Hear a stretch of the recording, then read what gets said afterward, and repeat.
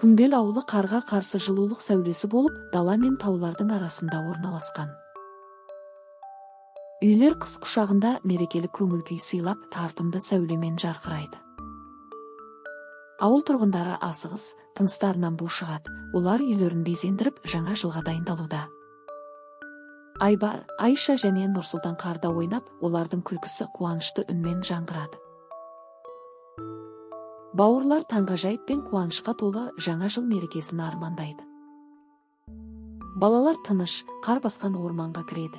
Олардың тыныстары суық ауада буға айналады. Биік шырша қарауыл сияқты тұр. Оның қар басқан инелері аққарға қарсы жасыл сәуле болып көрінеді. Шыршаның ұшында алтын жұлдыз басқа әлемнің сәулесімен жарқырап, сиқырды уәде етеді. Егер бүгін үш жақсы іс жасасаң, нағыз ғажайыпты көресің деп сыбырлайды ағаш. Айша таңданыспен көзін үлкейтіп, біз не істеуіміз керек деп сұрайды. Сиқырлы жаңа жылдық шырша жылулық таратады, қысқы кеңістіктегі баспана. Күмбел ауылының орталығы үлкен шыршаның астында жарқырайды. Ол шамдармен жылтырайды. Ауыл тұрғындары түн ортасын тағатсыздана күтеді. Аяз ата пайда болады, жылулық таратады, оның дауысы жаңғырады. Бұл тек балалар үшін ғана емес, жүрек үшін де мереке. Қар перісі оның жанында пайда болады. Мен мейірімділікті сынау үшін жіберілдім дейді ол, көздерімен топты шолып. Кенеттен сиқырлы шырша қарқынды сәулемен жарылып, күмбел ауылын таңғажайып нұрға бөлейді. Таза сиқыр сәті. Айбар, Айша және Нұрсұлтан қар басқан жермен келе жатыр. Орман олардың тынысы таза ауада тұмандандырады. Күн сәулесі олар іздеп жүргенде жалаңаш бұтақтар арқылы өтеді. Аңызға айналған сиқырлы ағаш, олардың аяқтарының сықыры қардың үстінде ақырын. Тыныш орманда жаңғырықтай жұмсақ, мейірімді даусы естіледі. Мейірімділік кеткен жоқ, балалар жүректерінен.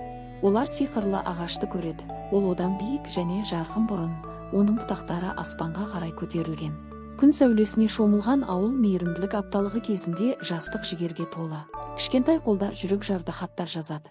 Олардың әрбір сызығы жалғызбасты қарттарға деген кінәсіз мейірімділікке толы. Үлкен балалар дауыстап оқып, жүздері қуаныштан жарқырап тұрады. Жігерлі дауыстар бір көтеріліп, бір төмендейді. Аулаларды тазалау жұмыстары күлкілі әндер айтумен жалғасады, көңілді ойынға айналады. Ауылды жылулық билеп тұр. Бұл береке рухының жарқын дәлелі. Мейірімділік жаңа жыл аяқталды. Ауыл алаңы ауыл тұрғындарына толып жүр. Жұмсақ қар жауып тұр. Тыныш нұрға шомылып, ақ қоян қайтадан пайда болып, жарқыраған қар перісіне айналады. Қар перісі жоғары көтеріледі. Оның денесі қар ұлпаларына айналады. Бұған балалар таңғалып қоштасады. Енді сендер нағыз сиқыршыларсыңдар.